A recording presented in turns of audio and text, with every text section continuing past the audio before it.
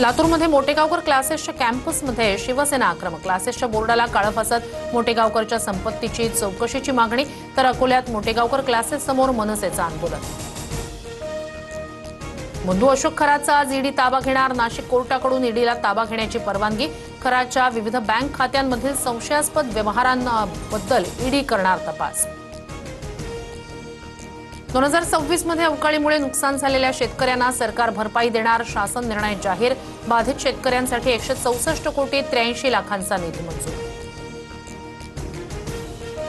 महाराष्ट्रातील अनेक जिल्ह्यांमध्ये तापमानाचा पारा 40 अंशांच्या पुढे।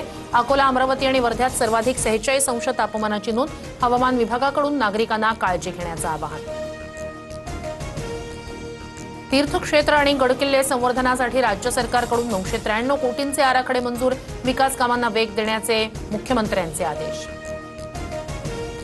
साखरपुड्यासाठी निघालेल्या वऱ्हाडाच्या ट्रकचा पालघरमध्ये भीषण अपघात। 13 जणांचा दुर्दैवी मृत्यू। जखमींवर रुग्णालयात उपचार सुरू।